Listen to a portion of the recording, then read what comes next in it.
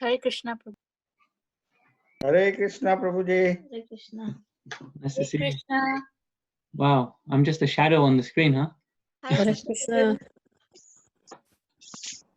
Hi, Bolila Vilasini. Okay, let me see what I can do about my camera. Oh, dark. It's because you've got the sun behind you. Yeah, I'm just gonna pause and adjust things. And once I've done this training, I want some time to play around with it myself before I do my lesson. And I think it's equal sequence because readers need equal, right? Is that any better? That doesn't even improve it. It's no better. Got the room light on, but the light's behind me too.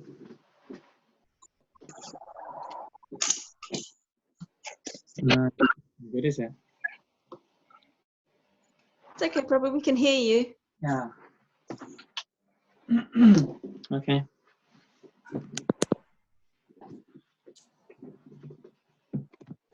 Bring this close now.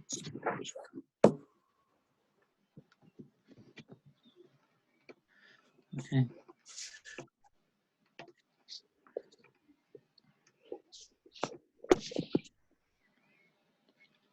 Looks like most of us are on already. Well, that's quick. How's everyone doing? Good, Prabhu. How are you? Yeah, fine, thank you. Hare Krishna, everyone. Hare Krishna. Krishna. Hare Krishna. Hare Krishna. Hare Krishna, everybody. Hare Krishna. Hare Krishna.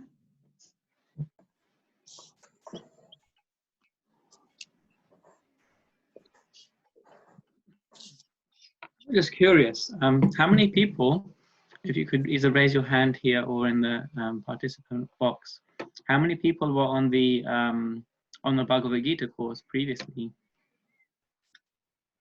Yeah. Yes. 1, 2, Some of it. 3, 4, 5. On and off. Yeah, even if you attended a few of them. Okay, so like 5, 6, I guess. Okay, how many people are just coming recently then for the Krishna book? Everyone else, I guess?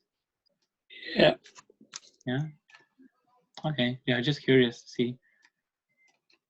Because I'll probably be referring to Bhagavad Gita through the course of the discussions anyways. As will you all, from the Bhagavad Gita group. So, we are on, in my book, we're on page 5. I got this version of Krishna book. And the paragraph begins, as explained above, when Krishna appears. So I think that's where we got to, but correct me if I'm wrong. We'll speak later on this week. I'm sure we'll have no more choice to tell you. Is everyone else on the same page? Is that where we were at? Well, whereabouts is that? Okay.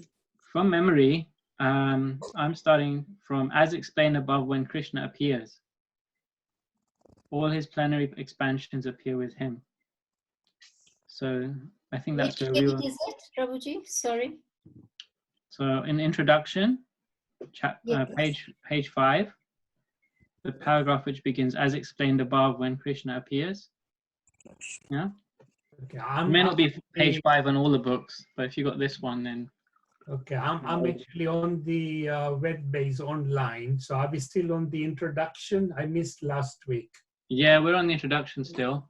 Okay, fine. The introduction is probably out of, like, in terms of chapters, is probably one of the longest in number of pages. So this one's kind of spanning over 3 sessions. Right. Okay. But I think what we'll do, we'll end up covering a chapter every 2 weeks, roughly. I just thought that was kind of the pace. Just Why the last don't we start from the pastimes of the Lord? then if they can, people can pick up there. Yeah, that's the next paragraph, isn't it? Oh yeah, okay, yeah, okay, fine. All right, yeah, okay. So you're on 4. Okay, that's fine. Yeah, I can see where we were. Is that where we were last time? The past No, time? yeah, as explained above. Yeah, that's fine. Yeah, that's where we stopped. Okay, That's on page 4. page 4 I in your have book. this book and it is page 20. Okay.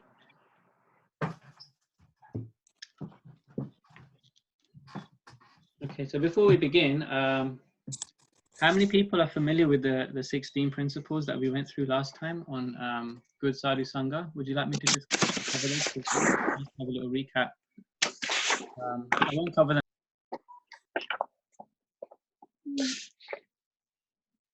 I think we covered that last week as well, didn't we? I think it's fine. The first one, and then every week, what we can do is we'll just read one of them, and maybe just kind of, if we can all focus on that one, then each week we'll focus on a new one. So the first principle of good sadhu sangha is to hear from a liberated, pure devotee of Krishna. Okay, and then in the subsequent weeks I'll read a different one. So just a few other pointers as well. If you're reading them, please put your camera on, because that will be helpful, because we're all trying to see each other and be part of the same group here. It's likely this group will go on for about 6 months, as I mentioned, to complete the Krishna book. So it would be strange if we're reading with each other. We don't even know who the other persons are that we're reading with. So please try to keep your cameras on. I'm sure none of your haircuts are as bad as mine right now, so don't be shy.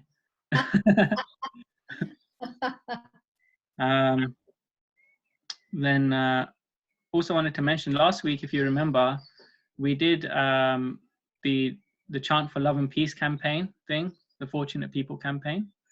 So if we have any volunteers at the end of this, it'll be nice to get a little recording. We can contribute to that that program. And I'll remind you at the end about that. It's just this chant the Hare Krishna mantra, and the recording clip will be sent to Fortunate People website.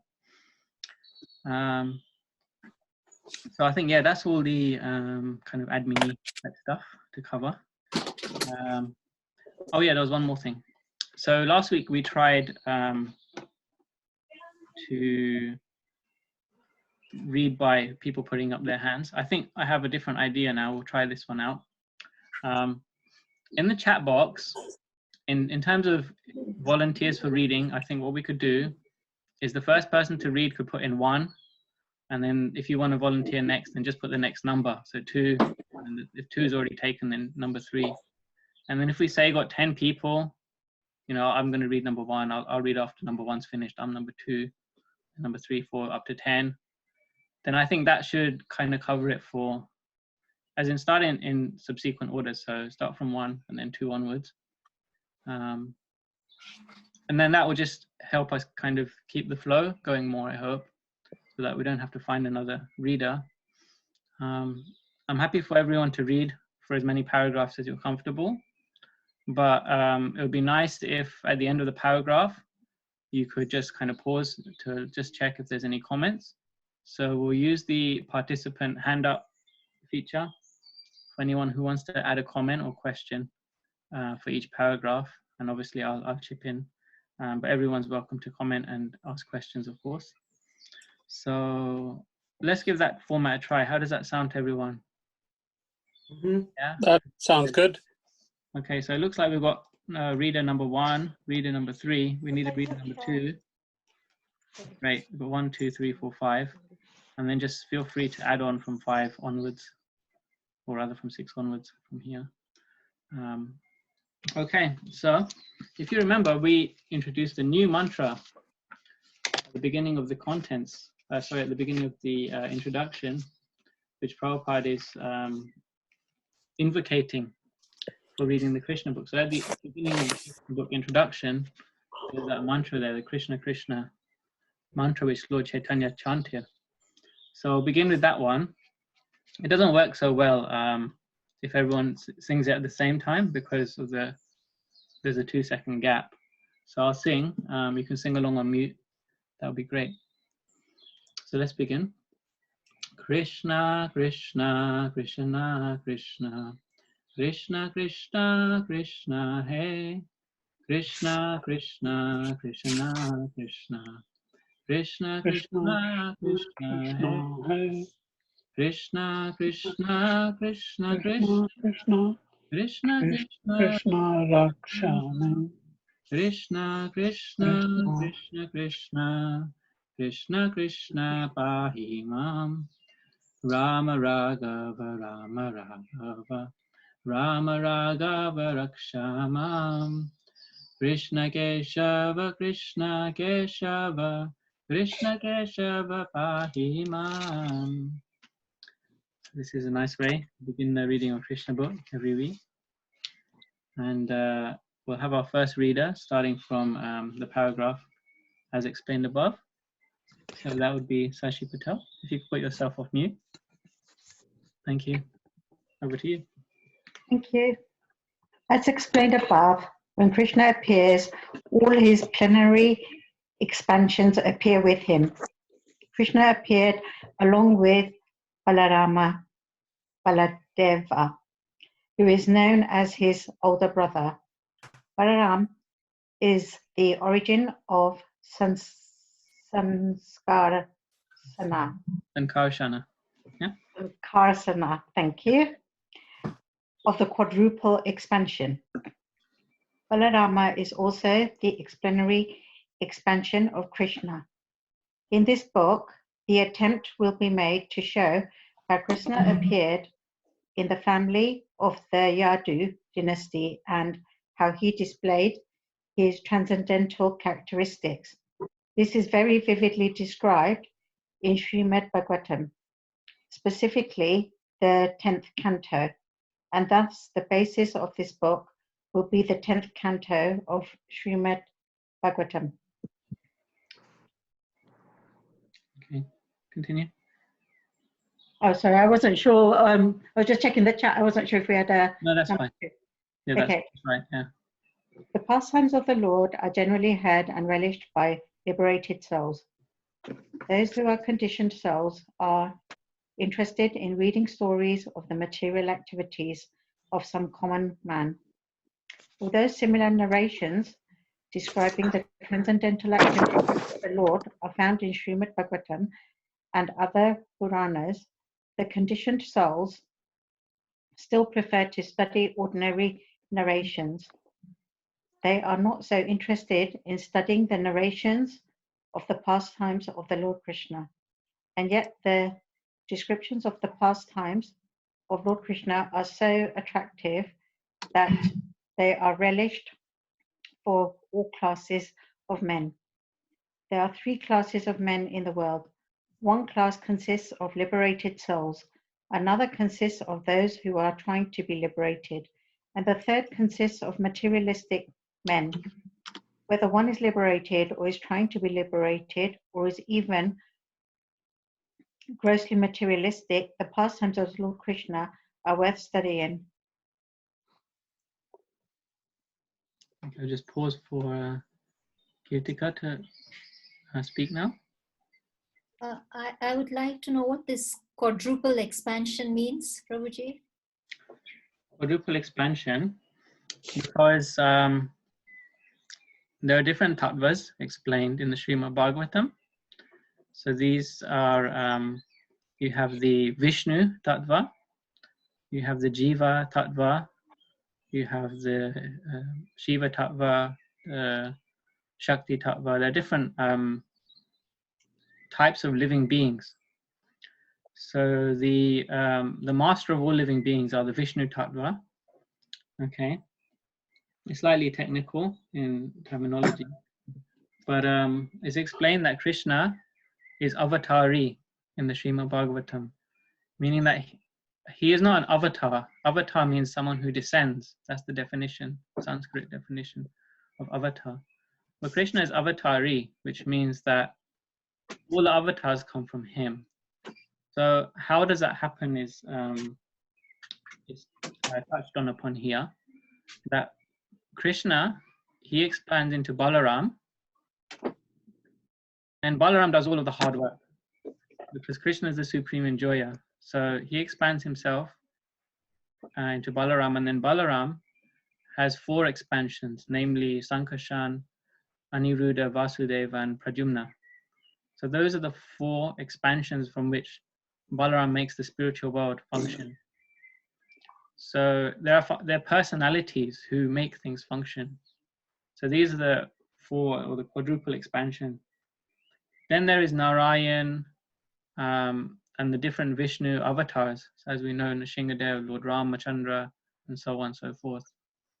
And then from the Narayan comes another 4, another set of quadruple expansions, and then from there comes the material world. So Vishnu comes from there, who is the Lord of the material world, and then from Vishnu comes Lord Brahma, Lord Shiva, and so on. And so there's a lot of actual detail, but that's this in very summary form. Okay, thank you, Prabhuji. Yeah. Can I continue with the reading? Yes, please. Liberated souls have no interest in materialistic activities. The impersonalist theory that after liberation one becomes inactive and needs hear nothing does not prove that a liberated person is actually inactive. A living soul cannot be inactive. He is either active in the conditioned state or in the liberated state. A diseased person, for example, is also active, but his activities are all painful. The same person, when freed from the diseased condition, is still active. But in the healthy condition, the activities are full of pleasure. Similarly, the impersonalist managed to get freed from the diseased conditional activities, but they have no information of activities in the healthy condition. Those who are actually liberated and in full knowledge take no hearing the activities of Krishna. Such engagement is pure spiritual activity. So I could just add here that Prabhupada is emphasizing that the hearing of Krishna book isn't like a mundane story. It's not like an ordinary epic, the Srimad Bhagavatam, or it's not like a normal narrative. In fact, if you study the structure of the Srimad Bhagavatam in its entirety, it doesn't follow the typical story writing pattern you would find in any narrative. You know, like there's a particular way of, if you were to write a book, a story, there would be a particular structure to write. And you find with the Srimad Bhagavatam, it doesn't have those particular rules of story writing, because it's actually a conversation of between liberated souls. So actually that type of narrative is really relishable for pure devotees or liberated people, but it's also very beneficial for people, common people as well. And Prabhupada explains that in the healthy condition of life, or in other words, in the liberated condition of life, then one isn't inactive. If we're active now in this entangled material world, how would it be that we become inactive when we get to the spiritual world, that we're missing something, that we have something less when we are liberated? No, that's not the case. We will relish this even more when we become liberated, or when we become less and less conditioned by materialism. What does the word impersonalist mean? Is it Mayavadi, or what does it mean? Yeah, impersonalist means someone who has a perception of God that he doesn't have personality, he doesn't have form, he doesn't have any qualities or any names. That's impersonal. Thank you, Prabhuji. But that's the Brahman, isn't it? Yeah. Correct, yes.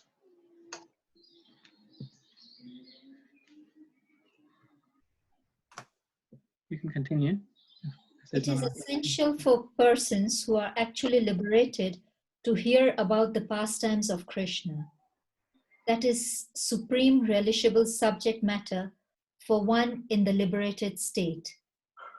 Also, if persons who are trying to be liberated hear such narrations as Bhagavad Gita and Srimad Bhagavatam, then their path of liberation becomes very clear. Bhagavad Gita is the preliminary study of Srimad Bhagavatam. By studying the Gita, one becomes fully conscious of the position of Lord Krishna, and when he is situated at the lotus feet of Krishna, he understands the narration of Krishna as described in Srimad Bhagavatam. Lord Chaitanya has therefore advised his followers that their business is to propagate Krishna Katha. Haribol, Prabhuji. Thank you.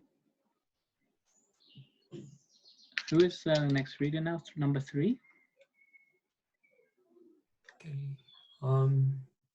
Krishna Katha means narrations about Krishna. There are 2 Krishna Kathas, narration spoken by Krishna and narration spoken by about Krishna. The Bhagavad Gita is the narration or the philosophy on the science of God, spoken by Krishna himself.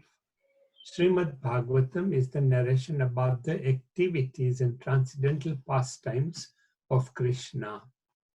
Both are Krishna Katha.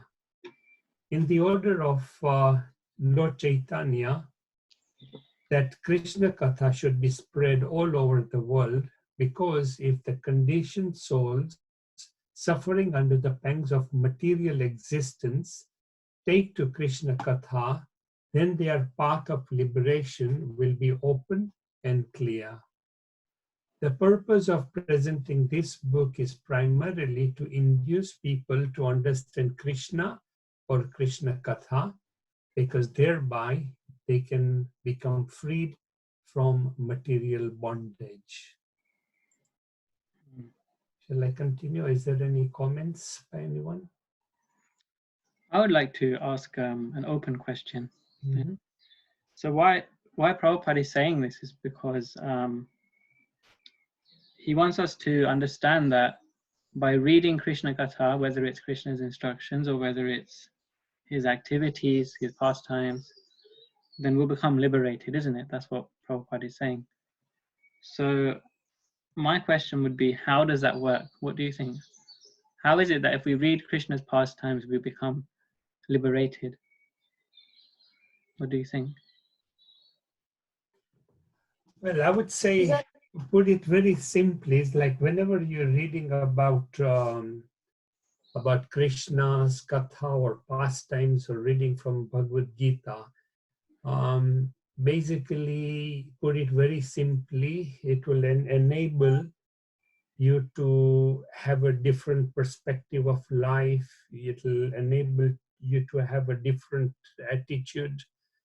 I think it'll enable you to be detached and letting go about things in life. That in itself will lead you to liberation, isn't it? So you are basically in the flow.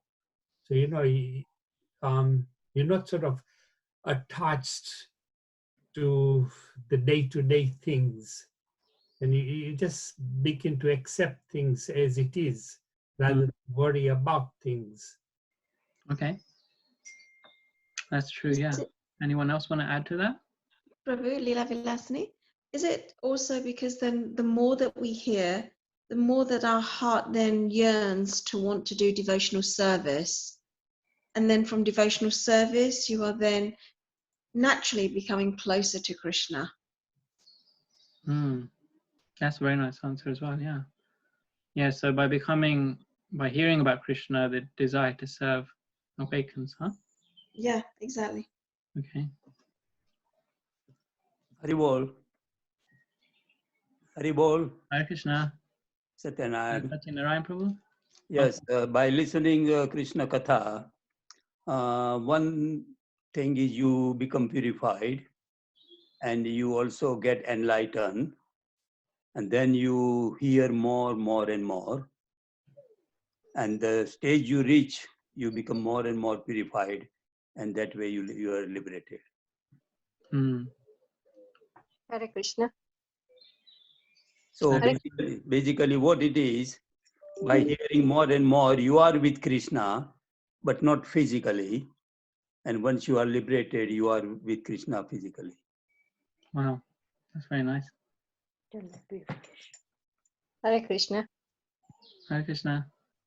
Yeah, I just thought that, you know, I heard somewhere that Krishna's pastime, Krishna's name, Krishna's form is like Krishna's pastime, Krishna's name chanting is the same. So reading about Krishna is just getting you closer to Krishna. So whether you read Krishna's pastimes, you read about him, what he's narrating in Bhagavad Gita, or you chant, his name and his pastimes are not much of a difference. So whichever way a person's man attracts to, sometimes people are attracted to the Krishna's pastimes, some people are attracted to the instruction of Krishna in Bhagavad Gita, and some are attracted to his kirtan.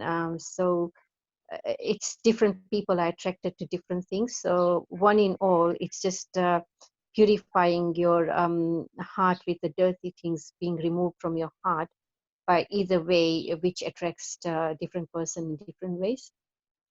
Mm. Yeah, that's right. That's nice. Just like Prabhupada gives the example of fire. If you want to go into fire, then you have to become like fire. Mm. So he says that if you want to become Brahman, or if you want to become liberated, then you have to be in contact with Brahman or Para Brahman, which is Krishna. So by becoming in contact with Krishna through Krishna book or Bhagavad Gita or otherwise, chanting, or, then by that contact we become free from the material conditionings and contaminations, become purified because we're in touch with the pure. So like that. Yeah. Haribol. Hare Krishna. Yeah. My understanding is listening Krishna Katha is not different from Krishna's instruction. Yeah, that's right. The Because, absolute. because Yeah. Krishna is teaching us through his Katha. Mm. And following his instruction means practice. Otherwise, you only become jnani Yeah. and just stop there. Yeah. Because we don't just want to know about Krishna. We want to go to Krishna. Yeah. So means Yeah. you have to go gradually deeper, deeper, and deeper. Yeah. Okay. Thank you, everyone. Shall we continue now? This Krishna Katha will be very much appealing to the most materialistic person, because Krishna's pastime with the gopis, cowherd girls, are exactly like the loving affairs between the young girls and boys within this material world. Actually, the sex feeling found in the human society is not unnatural, because this same sex feeling is there in the original personality of the Godhead. The pleasure potency is called Srimati Radharani. The attraction of loving affairs on the basis of sex feelings is the original nature of the Supreme Personality of the Godhead, and we, the conditioned souls, being part and parcel of the Supreme, have such feelings also. But they are experienced within a perverted, minute condition. They are for those who are after sex life in this material world hear about Krishna's pastimes with the gopis. They will relish transcendental pleasure, although it appears to be materialistic. The advantage will be that they will gradually be elevated to the spiritual platform. In the Bhagavatam, it is stated that if one hears the pastime of Lord Krishna with the gopis from authorities with submission, then he will be promoted to the platform of transcendental loving service to the Lord and the material disease of lust within his heart will be completely vanquished. In other words, such hearing will counteract material sex life. I would just add a comment on this portion, that so you may remember from when we read Bhagavad Gita in chapter 15, we discussed the banyan tree example which Krishna gave of an upside down banyan tree. Does anyone remember that one? Banyan tree? Huh? Yeah? So what was Krishna saying there? That this material world is like a reflection of this banyan tree, isn't it? Krishna was saying that like you have a reflection in the water of a tree, this material world is like a reflection of the spiritual world. Except in the reflection, you don't get any substance. The real substance is in the real tree. The real fruits are on the real tree, not on the reflection tree. They just look like the real tree. So, so what Prabhupada is talking about here is saying that love is the opposite of lust. And the love which Krishna has for his pure devotees, the gopis and others, that is reflected in the material world, is a perverse reflection. And that's what is called lust. So, and because it's explained that tree is upside down, what is the furthest point of the tree from the bank is the furthest thing on the opposite side. So pure love is very far away from lust in that perspective, you see. So this is an explanation of Krishna's loving affairs with his pure devotees.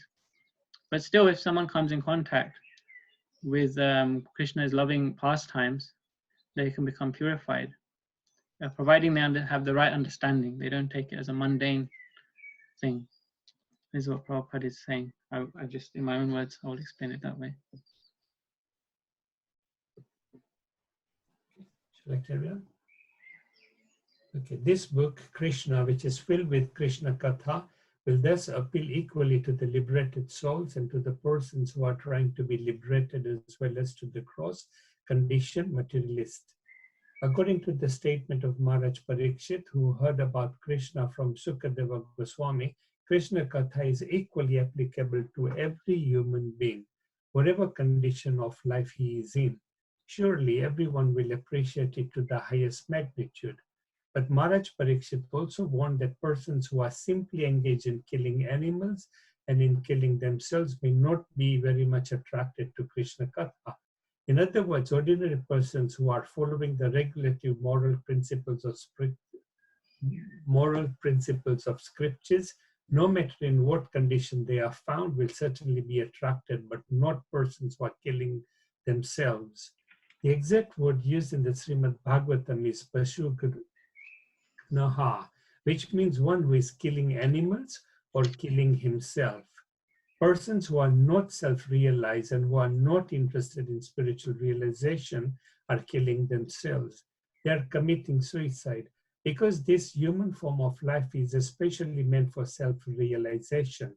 By neglecting this important part of his activities, one simply wastes his time like the animals. So he is a Pashugnaha. The other meaning of the word refers to those who are actually killing animals.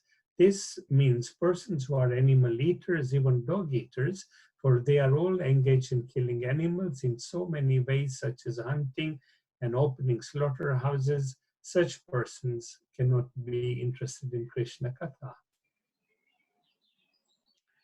So actually this is a translation of the quote which Srila Prabhupada puts in Sanskrit in the preface. You know, if you go back to the preface, Prabhupada puts a verse there without any translation. He just begins he puts the verse and then goes straight into the preface.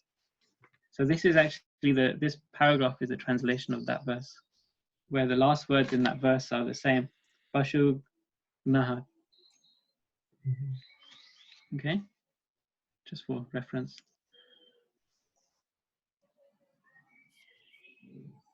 Okay, who's next? Number 4? Number 4 now, isn't it? Yeah. Reader number 4.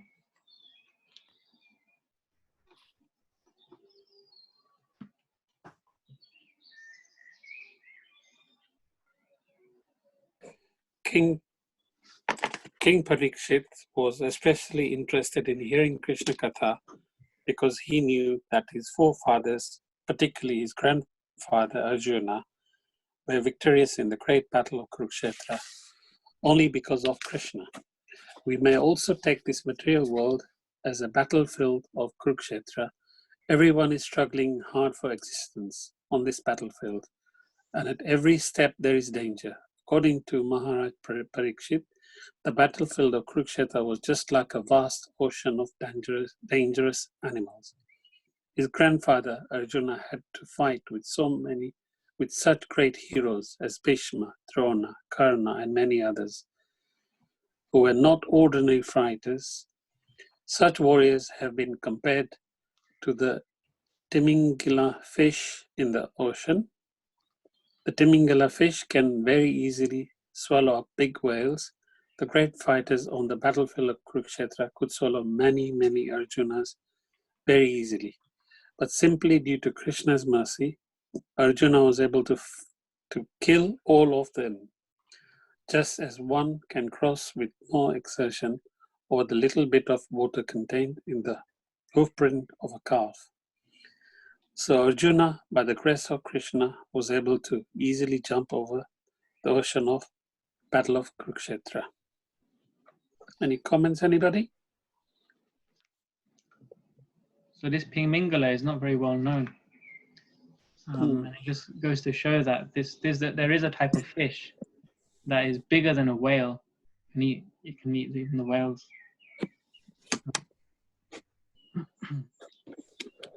Okay. But in the scriptures, they give descriptions of all these types of species which scientists haven't discovered, or even maybe they've recently discovered. So that's quite interesting to know. Okay, continue. Maharaj Parikshit very much appreciated Krishna's activities for many other reasons. Not only was his grandfather saved by Krishna, but he himself also was saved by Krishna.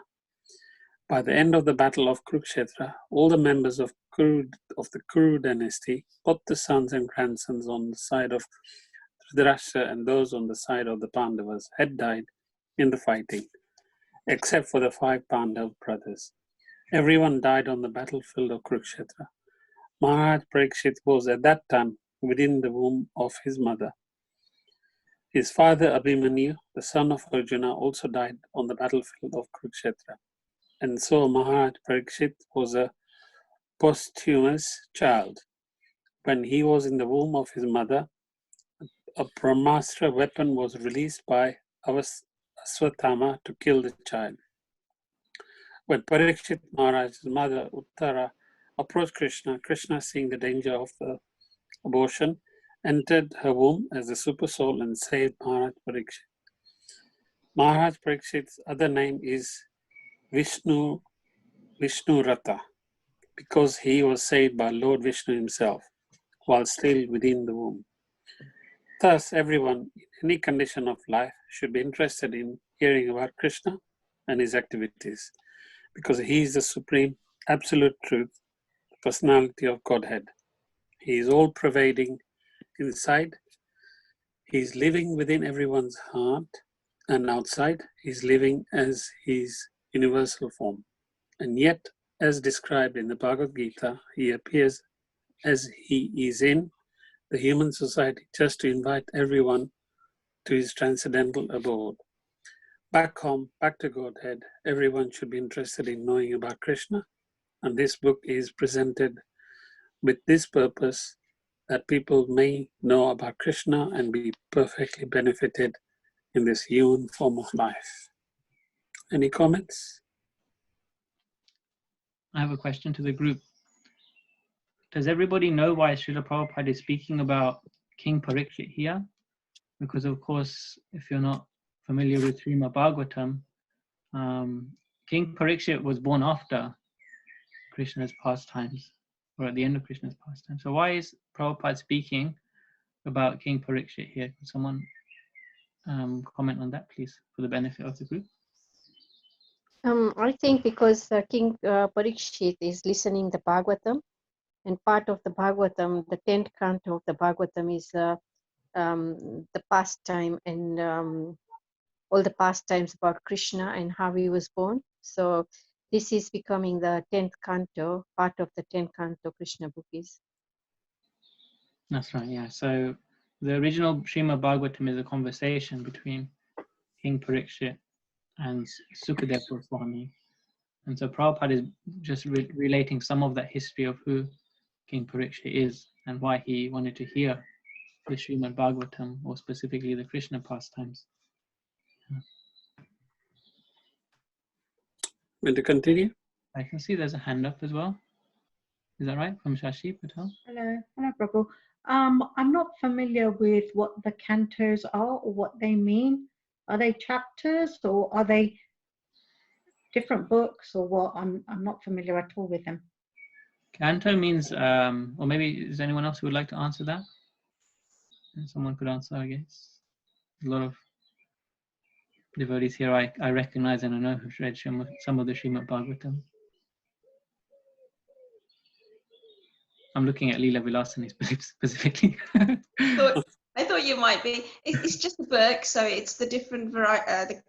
Well, I suppose best qualified is chapter. Okay, lovely. Thank you.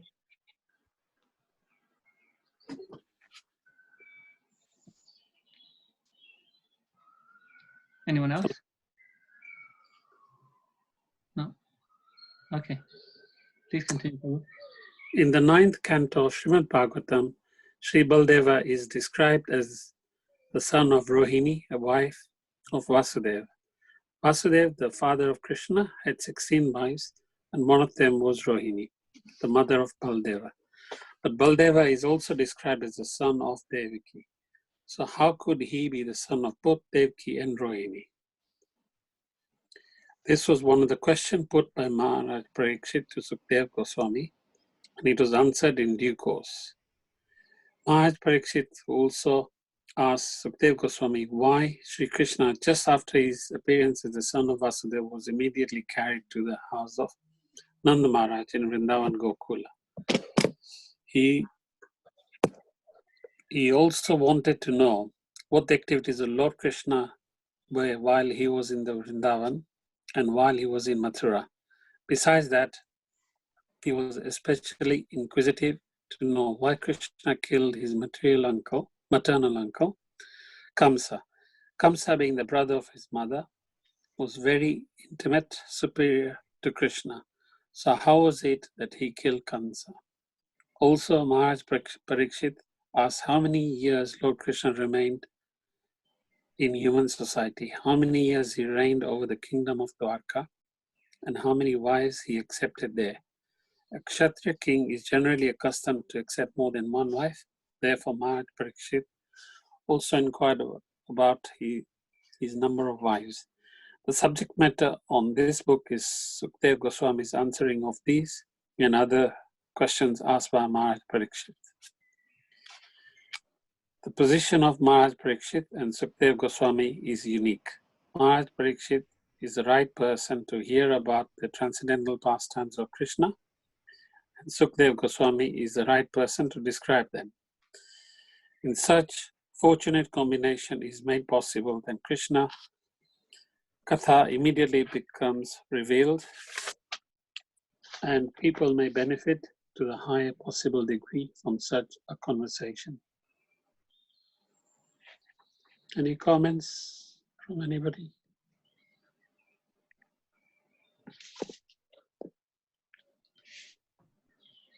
I just had one comment.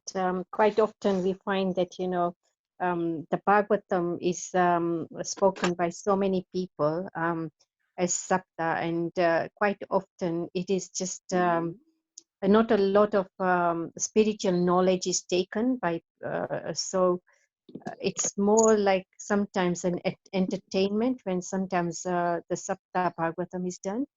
So we need to realize that we have to take the spiritual knowledge and apply it to our life.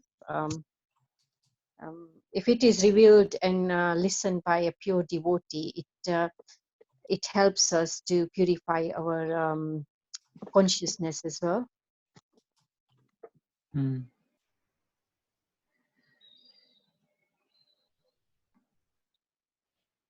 Want to continue? Yes, please. This narration was presented by Sukdev Goswami when Maharaj Parikshit was prepared to give up his body, fasting on the bank of Ganges, in order to assure Sukdev Goswami that by hearing Krishna Katha he would not feel tired. Maharaj Parikshit expressed himself very frankly: hunger and thirst may give trouble to ordinary persons or to me, but the topics of Krishna are so nice that one can continue to hear them without feeling tired, because such hearing situates one in the transcendental position. It is understood that one must be very fortunate to hear Krishna Katha as seriously as Maharaj Parikshit did. He was especially intent on the subject matter because he is expecting death at any moment. Every one of us should be conscious of death at every moment. This life is not at all assured. At any time one can die. It does not matter whether one is a young man or an old woman. So before death takes place, we must be fully Krishna conscious. At the point of his death, King Parikshit was hearing Srimad Bhagavatam from Sukdev Goswami. When King Parikshit expressed his untiring desire to hear about Krishna, Sukdev Goswami was very much pleased. Sukdev was the greatest of all Bhagavad reciters, and thus he began to speak about Krishna's pastimes, which destroy all inauspiciousness in this age of Kali. Sukdev Goswami thanked the king for his eagerness to hear about Krishna, and he encouraged him by saying, "My dear king, your intelligence is very keen because you are so eager to hear about the pastimes of Krishna." He informed Maharaj Parikshit that hearing and chanting the pastimes of Krishna are so auspicious that the process purifies the three varieties of men involved. He who recites the transcendental topics of Krishna, he who hears such topics, and he who inquires about him. These pastimes are like the Ganges water, which flows from the toe of the Lord Vishnu. They purify the three worlds, the upper, middle, and lower planetary systems. Okay, so this completes the introduction reading. So just for the purpose of reflective reading, which is the aim of the group, who can reflect on why was Parikshit Maharaj about to die? What was the situation that Prabhupada has explained? Prabhupada hasn't mentioned it in much detail here. Can anyone say? What was the situation that Parikshit Maharaj was in? Can I say? Yeah. Yeah, Parikshit Maharaj, he was the king of the whole universe, kind of world. And he went in the forest, and he went to Shringi Rishi's house because he was really thirsty. And because he was thirsty and Shringi Rishi was in a meditation, he didn't realize Parikshit was there. So he put a dead snake around Shringi Rishi's neck. And he just went because he thought, I haven't been honored and I wasn't even given any water when I came to his ashram. So when he went after that, Shringi Rishi's son, who knew and found out about this, gave a sharp to Parikshit Maharaj that you will die in 7 days. So when this was transmitted to Parikshit Maharaj, he left the whole kingdom, wore simple clothes, and went to River Ganges, where a lot of saintly persons, because Parikshit Maharaj was a saint himself, like a saintly king, but this was to happen by Krishna's desire. So he came to the Ganges, and then he sat down, and Sukadev Goswami was nominated to tell the Srimad Bhagavatam 7 days. So he sat there listening, but during the 7 days, although when he went to the Muni's house, he was thirsty, but during the 7 days, he didn't feel at all thirsty or hungry, because he was just relishing from Krishna's pastimes. And Krishna's avatar pastimes. Yeah, that's right. Yeah, it's a nice summary. So the reason that Shukadeva Goswami, sorry, the reason that Maharaj Parikshit was hearing is because he was cursed to die. Yeah. So this is what he thought would be the best thing to do at the time of death. He asked all the sages, and of them all, Shukadeva Goswami was the one who narrated the Bhagavatam for 7 days. Okay, so let's move on forward, unless there's any other comments or questions. Hare Krishna. Hare Krishna. Another thing, the question is, why Parikshit Maharaj put a dead snake on the rishi? He could have done something else. Yeah. That's a question. Anyone can answer, otherwise I can mention my understanding. I think my mom touched upon it just now, because it was by Krishna's arrangement that he wanted the Bhagavatam to be spoken. So he almost, how do you say, he kind of inspired him to do that. He inspired him to put that dead snake, and then he got cursed. Yeah, but basically what I think, he lost his anger actually. He was in a very, very angry mood. Otherwise, he was a great king, you know. Mm. And he did a lot of pious activities, etc. But at that time, in that situation, he got very, very angry. So that teaches us that many men can do anything in anger. That's also correct, yeah. Yeah. Yeah, because of his anger. Yeah. But that anger was actually incited. It was incited by Krishna so that the Bhagavatam could be spoken. Yeah. Because there's a whole chapter in the beginning of the Srimad Bhagavatam which describes the qualities of Parikshit Maharaj. His birth chart, it basically is given in the chapter 12 of the first canto. And I was just hearing it this morning because I knew we'd be reading about Sukadeva Goswami. And it's basically mentioned he has all the great qualities of all of the great kings in his lineage. And it goes through all of the different great personalities and says that he has the strength of such and such person, he has the intelligence of such and such person. And so it's exemplifying how great a person how great a person Parikshit Maharaj is. That he has all of the great qualities of all of the sages, and therefore here is said his name is Vishnu Rata. That he is always under the shelter of Vishnu. So yeah, it can be seen from different points of vision. That's right.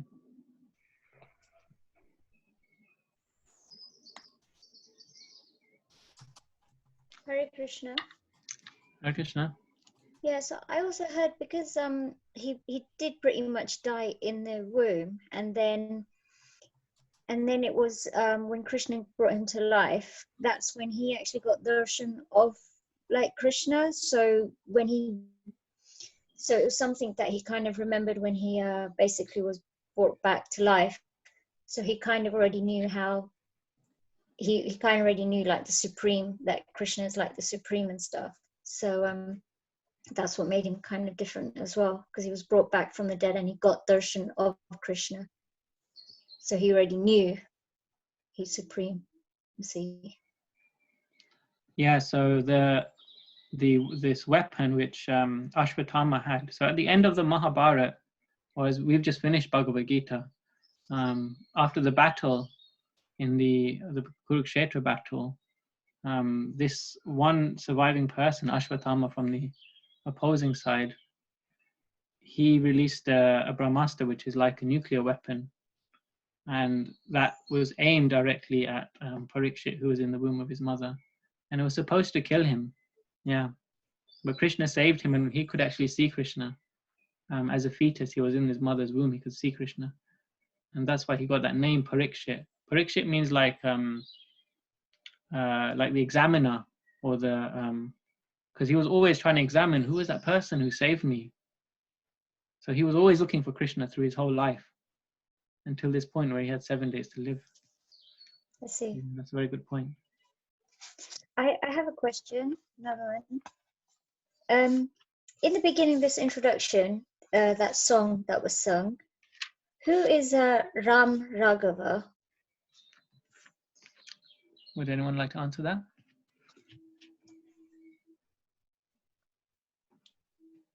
Shamarani, are you on mute? I think you're saying something. Is it, I might be wrong, is it Krishna himself, like when we say Ram? Not quite. Good try. Anyone else? Hi, Bo. Hi, Krishna. Krishna. Is it Ramchandra? Because it's Ram Raghav is Ram's another name. Yeah, that was my understanding as well. Raghu dynasty. Yeah. He's Raghupati Raghava Raja Ram. Yeah, so Raghava, he comes in the Raghu dynasty. Is that okay? Yeah, so the Rama is Ram as well. It's not talking about Balram in that sense. That's right, yeah. It's Lord Ramachandra. Okay, all right, that's fine. Thank you, Harbo. Thank you. Okay, see if there's any further questions. Oh, Jay had to leave us. So who's our next reader then? Number 5. Is that you, Shamrani? I think, isn't it? Yes, it is me. Okay. Okay, chapter 1, Advent of Lord Krishna. Once the world was overburdened by the necessary defense force of different kings, who were actually demons, but were posing themselves as the royal order. At that time, the whole world became perturbed, and the predominating deities of this earth, known as Bhumi, went to see Lord Brahma to felt of her calamities due to the demoniac kings. Bhumi assumed the shape of a cow and presented herself before Lord Brahma with tears in her eyes. She was bereaved and was weeping just to invoke Lord's compassion. She related the calamitous position of the earth, and after hearing this, Lord Brahma became much aggrieved, and he at once started for the ocean of milk, where Lord Vishnu resides. Lord Brahma was accompanied by all the demigods, headed by Lord Shiva, and Bhumi also followed. Arriving on the shore of the milk ocean, Lord Brahma began to pacify the Lord Vishnu, who formerly saved the earthly planet by assuming the transcendental form of a bull. I was just thinking when you read this, how someone shared something with me very interesting in relation to the time we're going through now, and coronavirus is spread around the world. So maybe I could just share the thoughts on that, if that's okay. Because this devotee, this Maharaj, the sannyasi, was sharing with me how a similar situation is happening now, because Mother Bhumi has been attacked. Mother Earth has been attacked and exploited so much lately in recent years, that we're seeing that Mother Nature is closing herself to us, isn't it? This disease is out now, you know, and so Mother Earth is actually going through a healing period. The devotee was saying to me how that Mother Earth is like, you know, when you have to go for an operation, or when you have to when you go through an operation, you have to be put in a comatose state, isn't it? You have to be how do you say it? You have to be what's the word? Maybe I'm not a medical. Unconscious. Yeah, you have to be unconscious. You have to be like Sedated. Sedated, that's the word I was thinking of. So they were explaining to me that this is the position of Mother Bhumi now, you know, that she's being in that position, because then she will recover and then she will flourish again. So it's just an interesting reflection that someone was explaining to me, which I wanted to share. So yeah. And then of course, then she will go back to a normal order, but then we have to be sure that we don't exploit the nature again, which is why, you know, we're seeing that after now, even so many years after COVID, the world leaders are saying that things won't be the same. They'll be much more minimized. You know, materialistic activity will have to be much more minimized. So this is the heavy reaction for messing with Mother Earth. Yeah. And I wanted to ask, does anyone know why, in particular, Varaha Dev is mentioned in the last sentence in this paragraph? Could anyone share about any thoughts on why Varaha Dev is mentioned here? This is an interesting feature of this paragraph. Hare Krishna. Hare Krishna. Yeah, Varahadev, I don't know which avatar he was, which number of avatar he was, but when Bhumi was in similar situation, the Lord took a form of Varahadev, and on his trunk he picked up Varahadev and saved the Bhumi. That's right, yeah. So They Varaha Dev, saved, yeah, yeah. Earth on the tusk of his thing. He took a form of a boar and he picked up the Bhumi from underneath something. He was the Mother Earth was in a similar situation. She was at this time such a distress, and that's when Varahadev took Krishna took a form of Varahadev and saved Bhumi. That's right, yeah. So Varaha Dev is a boar incarnation. He looks like a boar, or like a form of a pig, you know. Then of course he's a transcendental boar. He's a personality of Godhead himself. But he came in that form because Mother Earth was usurped of all of the minerals and gold and all the riches by Hiranyaksha, and therefore she sunk down to the bottom of the universe. She fell out of her orbit and fell to the bottom of the universe. So a boar is an animal which can pick up things from a dirty place, and so he picked up Mother Earth and placed her back in her natural position. So therefore it's mentioned here that, again, Krishna should come and save Earth. Bhumi Devi. Okay. Haribol, Hare Krishna. is it because there's a reference to the ocean of milk? The boar avatar came and took out the earth from the ocean of milk, and that's why. It's a good question. There are many oceans. It's explained there are many different oceans in this universe. So of course we're only familiar with the salt ocean, but there's a milk ocean at the top of the universe in Shwetadvip, where Lord Vishnu lives, and at the bottom of the universe there is the Garbhadaksha ocean. That's not a milk ocean, but that's also where another form of Vishnu lives. So it's said that at the bottom is the form of Vishnu who's lying on Anantashesh and he's being massaged by Lakshmi Devi. You're familiar with that? And you see that Lord Brahma is coming from his navel. So that's at the bottom of the universe. But at the top of the universe is the form of the Paramatma form of Vishnu. So that's a different form of Vishnu, Krishodaksha Vishnu. He's at the top of the universe. So there are different oceans like that. Prabhupada says there's oceans of liquor, there's oceans of honey, and there's mango juice oceans. All of these things sound very exotic, huh? In different planets, they have different types of oceans. So this is one reason why she came in the form of a cow, because the milk of the cow is very dear to Vishnu. Is that okay? Thank you. Okay, we can continue. We have some time. In the Vedic mantras, there is a particular type of prayer called Purusha Sukta. Generally, the demigods offer their obeisance unto Vishnu, the Supreme Personality of Godhead. By chanting the Purusha Sukta, it is understood herein that the predominating deity of every planet can see the Supreme Lord of this universe, Brahma.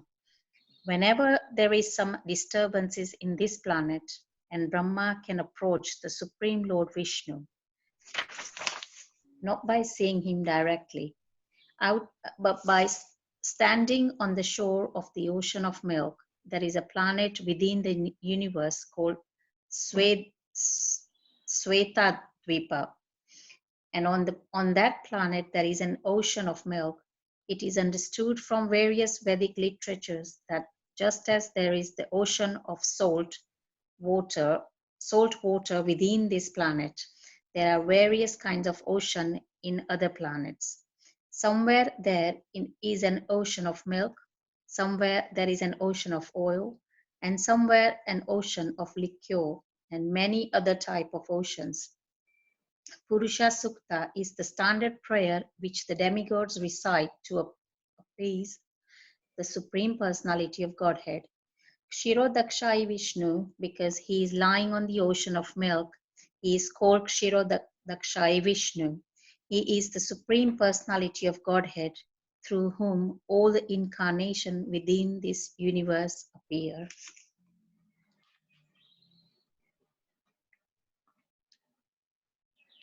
Would you like to continue, or if we have another reader, we can move on? Yeah, if anybody wants to have a go, I don't mind. You can see Lanisha has also volunteered. Yeah.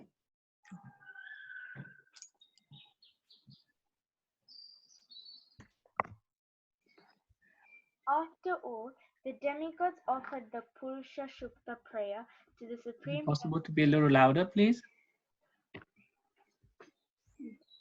After all, the demigods offered the Purusha Shukta prayer to the Supreme Personality of Godhead. They apparently heard no response. Then Lord Brahma personally sat in meditation, and there was a message transmission from Lord Vishnu to Brahma. Brahma then broadcast the message to the demigods. That is the system of receiving Vedic knowledge. The Vedic knowledge is received first by Brahma from the Supreme Personality of Godhead through the medium of the heart. As stated in the beginning of Srimad Bhagavatam, Tene Brahma Hridaya Adikavaya, the transcendental knowledge of the Vedas was transmitted to Lord Brahma through the heart.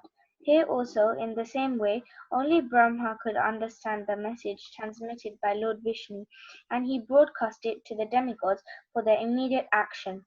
The message was this: the Supreme Personality of Godhead would appear on the earth very soon, along with his supreme powerful potencies, and as long as he remained on the earth planet to execute his mission of annihilating the demons and establishing the devotees, the demigods should also remain there to assist him. They should all immediately take birth in the family of the Yadu dynasty, wherein the Lord would also appear in due course of time. The Supreme Personality of Godhead himself, Krishna, would personally appear as the son of Vasudeva.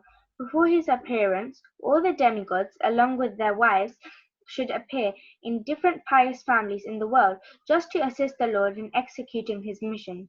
The exact word used here is Tatpriyartham, which means the demigods should appear on the earth in order to please the Lord. In other words, any living entity who lives only to satisfy the Lord is a demigod.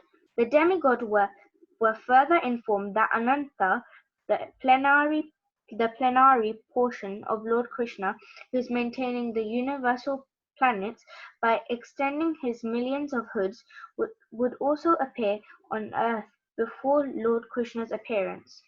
They were also informed that the external potency of Vishnu, Maya, with whom all the conditioned souls are enamored, would also appear by the order of the Supreme Lord, just to execute his purpose.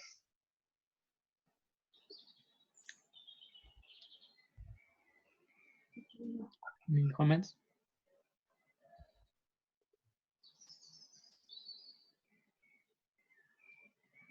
Okay, you can continue. After instructing and pacifying all the demigods as well as Bhumi with sweet words, Lord Brahma, the father of all Prajapatis, or progenitors of the universal population, departed for his own abode, the highest material planet called Brahmaloka. The leader of the Yadu dynasty, King Surasena, was ruling over the country known as Mathura, wherein lies the city of Mathura, as well as the district known as Surasena, which was named after him. On account of the rule of King Surasena, Mathura became the capital city of all the kings of the Yadus. Mathura was also made the capital of the kings of the Yadu dynasty because the Yadus were a very pious family, and you knew that Mathura is the place where Lord Sri Krishna lives eternally, just as he also lives in Varaha.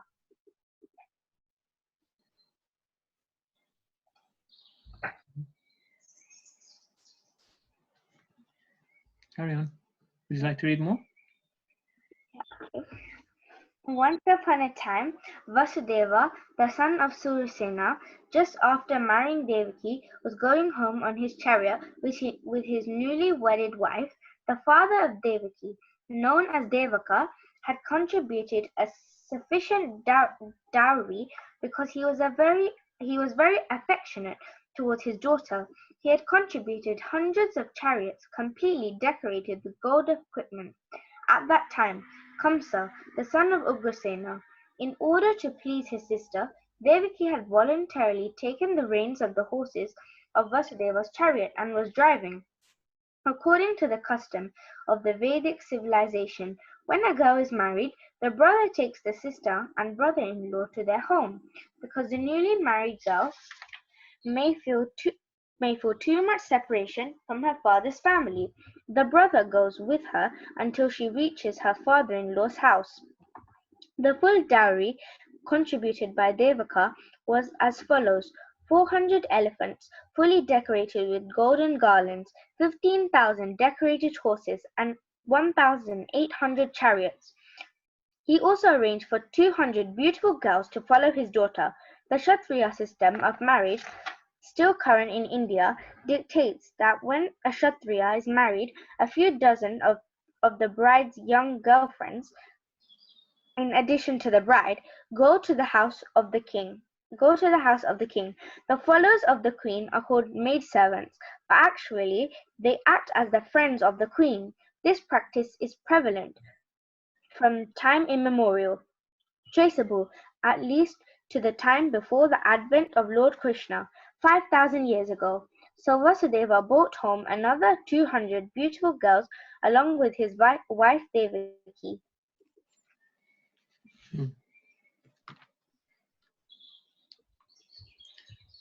A wonderful reader. Huh? How old are you? 10. 10? Yeah. Wow, amazing. Okay, continue. Okay. While the bride and bridegroom were passing along on the chariot, there were different kinds of musical instruments playing to indicate the auspicious moment. There were conch shells, bugles, drums, and kettle drums combined together. They were vibrating a nice concert.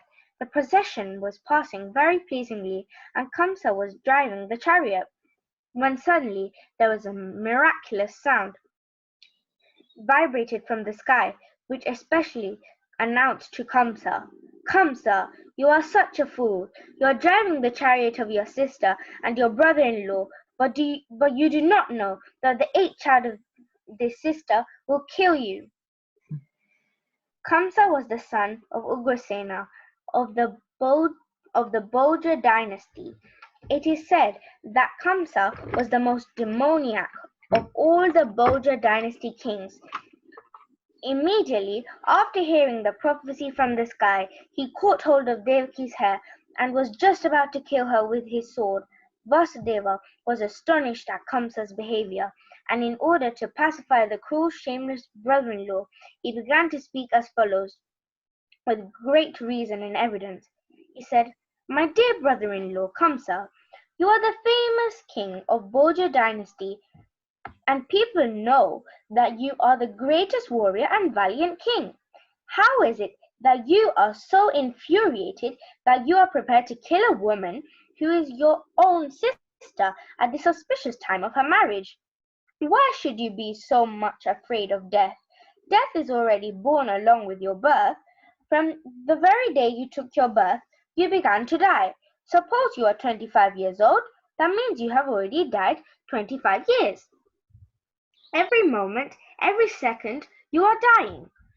Why then should you be so much afraid of death? Final death is inevitable. You may die either today or in 100 years. You cannot avoid death. Why should you be so much afraid? Actually, death means annihilation of the present body. As soon as the present body stops functioning and mixes with the 5 elements of material nature, the living entity within the body accepts another body according to his present actions and reactions. It is just like when a man walks on the street, he puts forward his foot, and when he is confident that his foot is situated on sound ground, he lifts the other foot. In this way, one after another, the bodies change and the soul transmigrates.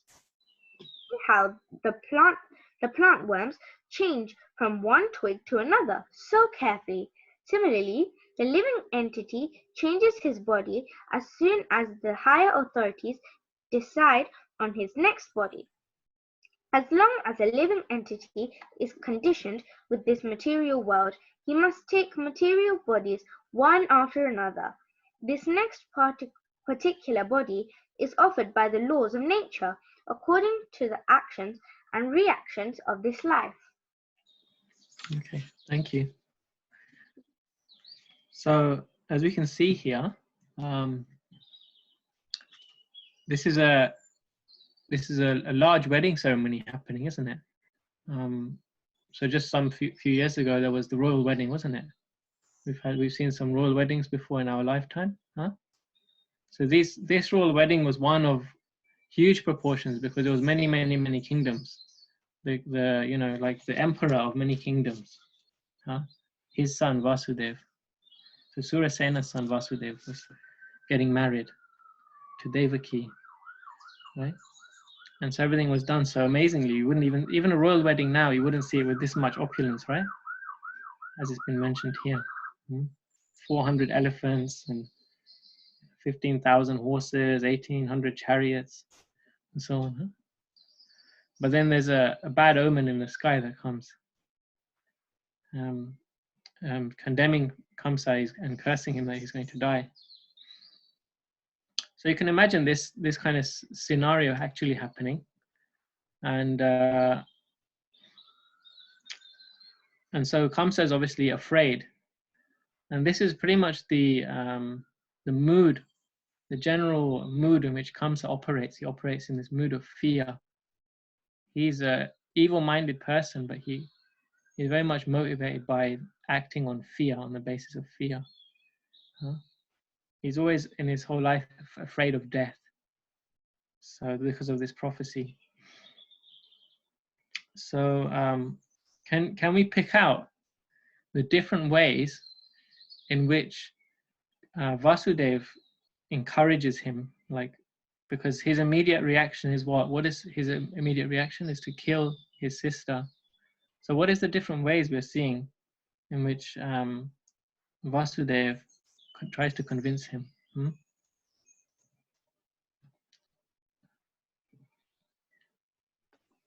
He says that, you know, you die every moment, quite early on. So why should you be afraid, you know? Yeah, so he makes very good arguments. So he uses that's a logical reason, isn't it? He's using logic there. Yeah. Okay. Anything else? Yeah, he's also saying that anybody who's born is destined to die. So why should he worry about dying? Because as soon as you're born, your death is written down as well. So whoever is born in whatever form is destined to die. Yeah, so he gives like a scientific explanation as well.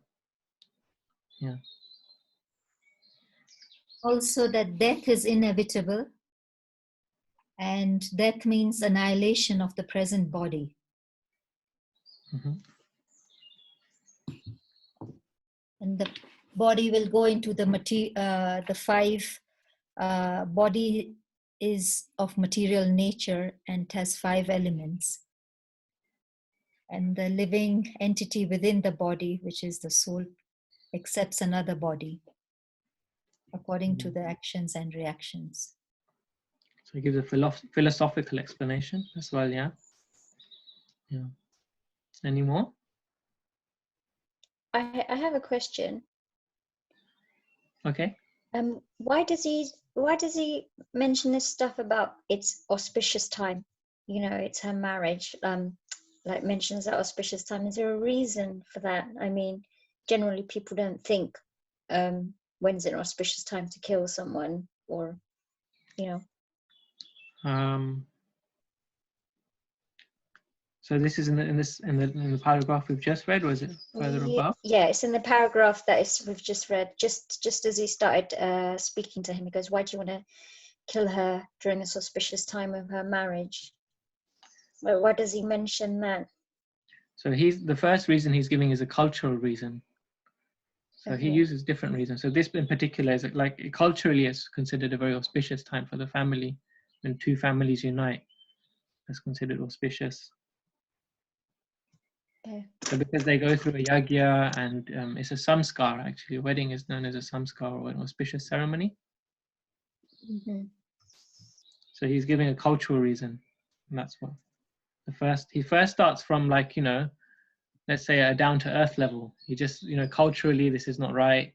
Then he goes on to, you know, like reason, and then he gives logic and then scientific explanation, then philosophy. He tries all these different means, isn't it? In this one paragraph, if we could understand this one paragraph, there's so many nice ways of explaining, you know, that if someone's going through a difficult time, if someone is about to die, then, you know, here's some very nice explanations of what's actually going on, the changes of the body and so on. Explain. So I thought it was just worth highlighting that. I'm just conscious we've not got so long now. Let's read one more paragraph. Would you like to read the final one, please? Is that okay? This body is exactly like one of the bodies which we always see in dreams. During our dream of sleep, we create so many bodies according to mental creation. We have seen gold, and we have also seen a mountain. So in a dream, we can see a golden mountain by combining the 2 ideas. Sometimes in dreams, we see that we have a body which is flying in the sky, and at that time we completely forget our present body. Similarly, these bodies are changing. When you have one body, you forget the past body. During a dream, we make contact with so many new kinds of bodies, but when we are awake, we forget them all. And actually, these material bodies are the creations of our mental activities. But at the present moment, we do not recollect our past bodies. Okay, thank you. And what's your name, sorry? Linisha. Denisha. Oh, wonderful. I hope you read with us every week. You bring so much life and like character to the reading, isn't it? Absolutely. I was just about to say that as well. It's like the way her expression is amazing. Fantastic reading. Thank you. Yes, beautiful. Haribol. Thank you so much. Prabhu, Okay. Prabhu, I have one query, Prabhu. Vasudeva was in Yadu dynasty, and here it's mentioned Kamsa was in Bhoja dynasty. Right, yes. Because there's one dynasty marrying another dynasty. So Vasudeva is coming from one dynasty, and Devaki, the sister of Kamsa, is from the Bhoja dynasty. So they have the wedding of the 2 dynasties. Is that okay? Yeah, Prabhu, thank you. Thank you for your question.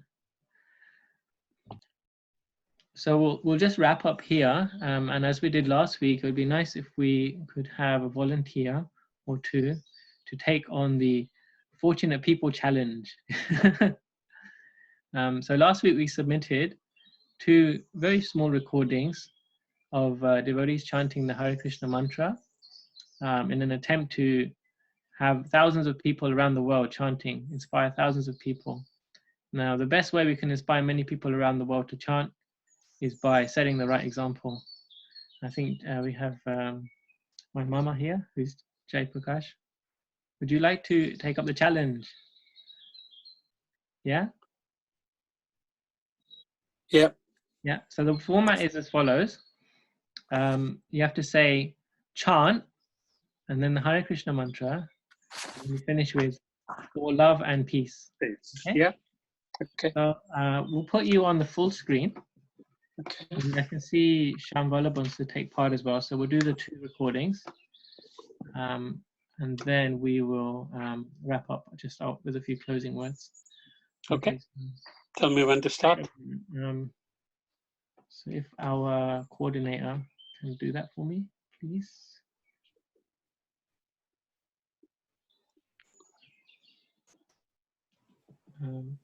Sorry, what do we need to do? So is Jigna there? Yes, sorry, what do we need to do? We're just going to observe. So I'm just going to change it to full screen if I can do that. Let me see.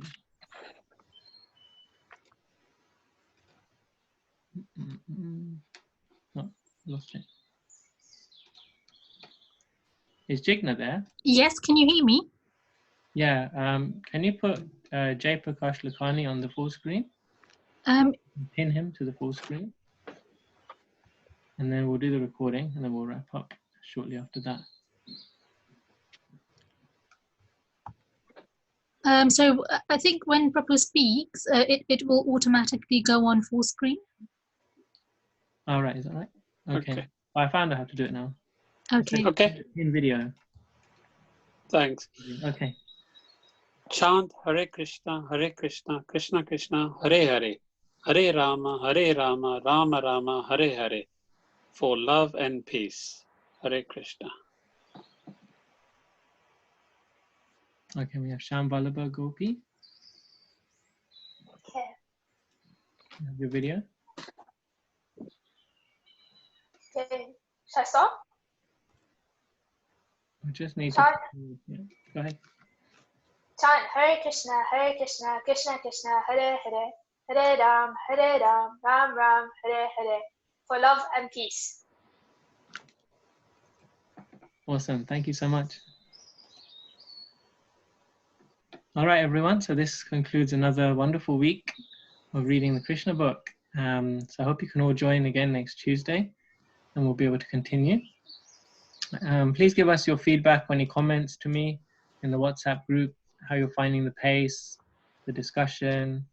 You know, do you feel that this format works of commenting the order of the readers 1, 2, 3, 4, 5, 6 in the comment box? So yeah, it'd be good to get your feedback and see how we can improve. Apart from that, I wish you all a very Krishna conscious week. Okay, Hare Krishna. Hare Krishna.